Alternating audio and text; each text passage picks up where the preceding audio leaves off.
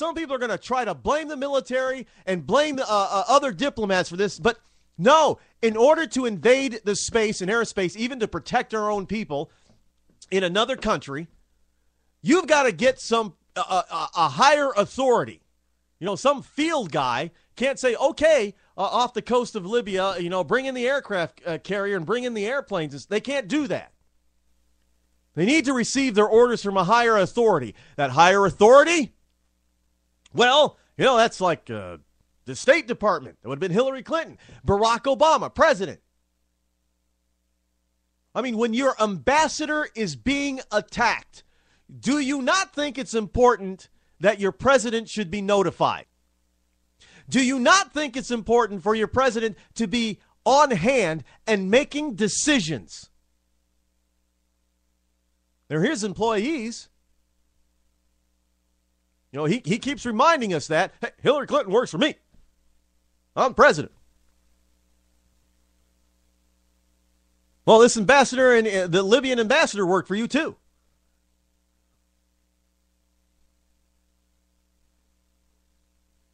I mean, what is the thinking? What is the thinking here to think that all we have to do is just reelect this guy and the whole world is going to love us again? No, hey, we're getting this stuff, you know, from the UN and from the other foreign countries. You better not elect Romney. Why? Because he would actually be a competent president. Notice I didn't say great. I just said competent. Because what we have now is incompetence.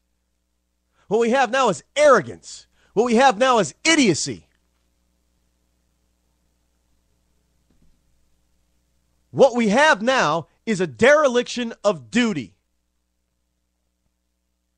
I don't know, and some people tell, you know, I said, well, hey, you wanted to impeach George Bush for lying to you about getting us into the Iraq and Afghanistan wars when Bush and the Bush administration used documentation and intelligence from a variety of sources, not just U.S. sources, but UN sources, French sources, Russian sources, British sources, Italian sources, and other sources from other countries within the Middle East. They all said the same thing. So I guess they were all lying too. But George Bush should have been impeached for it. But Obama watches 4 people die and does nothing, and then runs around telling the American people, no, it wasn't a terrorist attack. It was a large protest that got out of hand because of this stupid video. And he knew it wasn't because of the video. He knew it was a terrorist attack. And he knew it wasn't a crowd of like 100 or 1,000 people. It was a direct assault.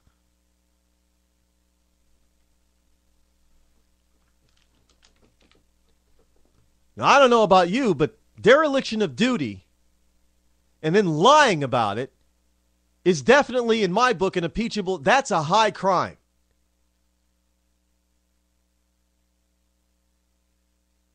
That's exactly what it is, folks.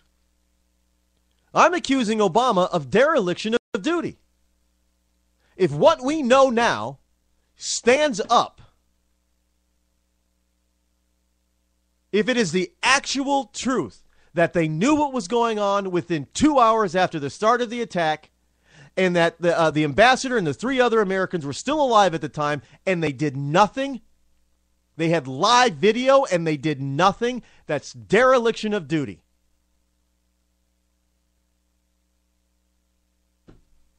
You know, military officers are defrocked, basically, for dereliction of duty.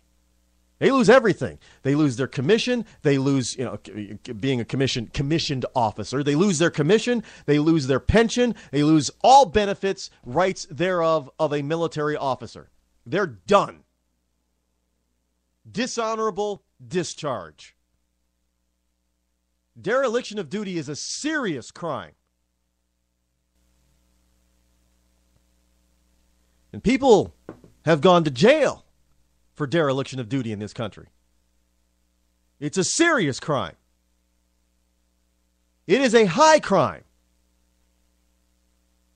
And I believe an impeachable crime. But yeah, we can impeach Obama in the court of public opinion by voting his butt out of office on November 6th. That's the greatest impeachment that there could possibly be, is that the American people give an unresounding get lost to Obama. Oh, you want to play golf and basketball so bad? We're going to give you the time to do it. Go do it.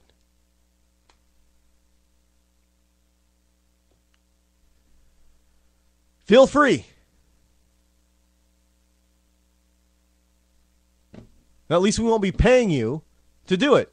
Well, as president, he's still going to get his presidential pension.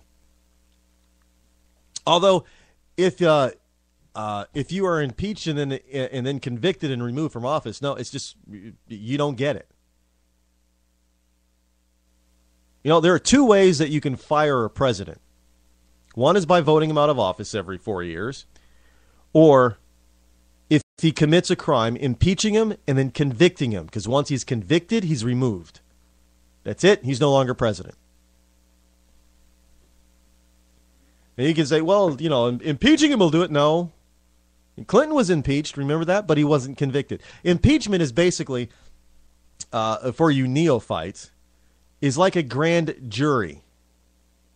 Is like an indictment. It's like a grand jury indictment. That's exactly what an impeachment really is.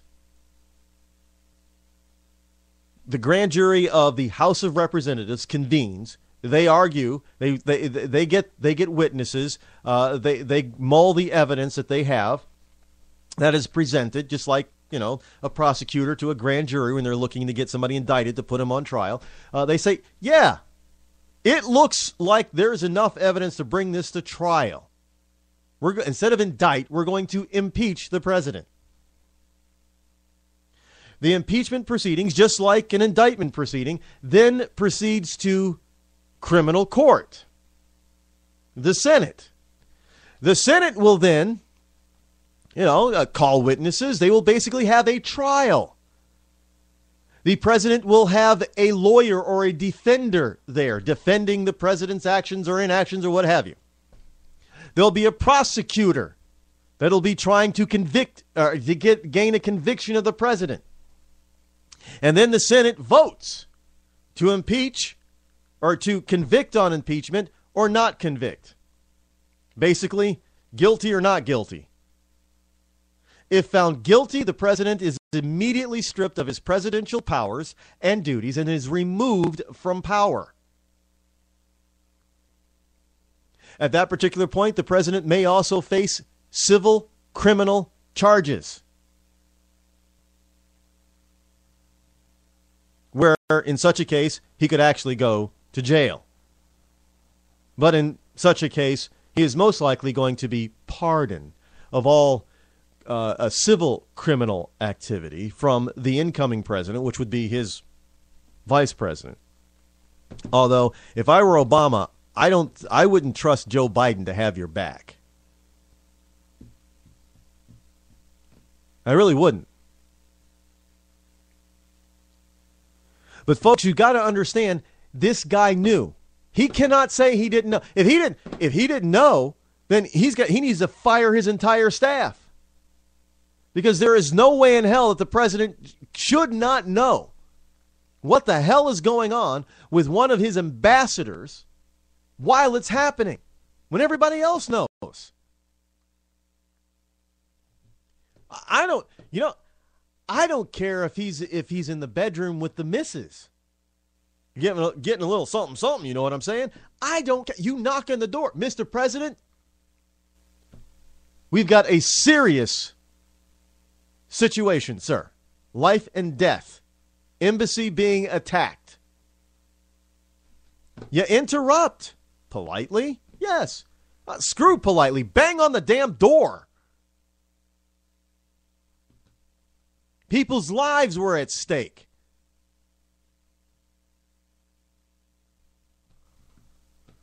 I mean, this would be the equivalent of saying Pearl Harbor, 1941, happening in 2012. We've got drones flying over the vicinity, watching the attack as it's happening, and the president just waits until the next day and says, yesterday on December 7th, 2012, the Japanese attacked Pearl Harbor. Well, what do we do about it? Well, we're still investigating to see if it was actually the Japanese or if it was a Japanese military attack and a prelude to war, or if it was just, the Japanese being upset about something that we did or said. We're looking for the person who made an anti-Japanese video. That's basically what we're saying.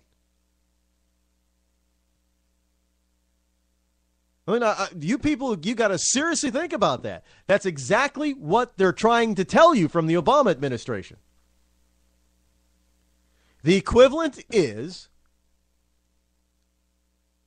FDR blaming the attack on Pearl Harbor on somebody else.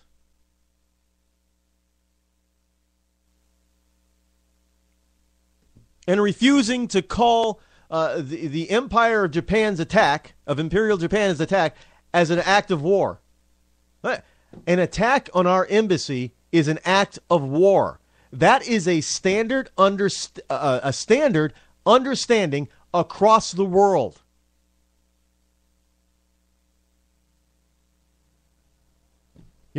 Attacking a country's embassy is the equivalent of an act of war upon that nation, because the embassy, the consulates, they're all sovereign territories of their nations that have them. It's an act of aggression of a consulate or an embassy or a field office or something. It's an act of war if you are attacking that place and or the ambassador.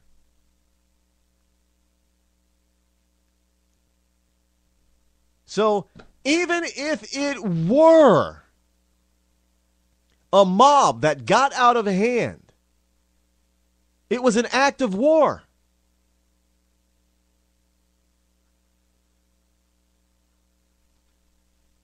And as such, the appropriate retaliatory strikes should have been made, regardless of where they were. Romney really didn't have to say much in the debate the other night on foreign policy. He just basically had to make sure that people understood what was just look at what he's doing now, folks.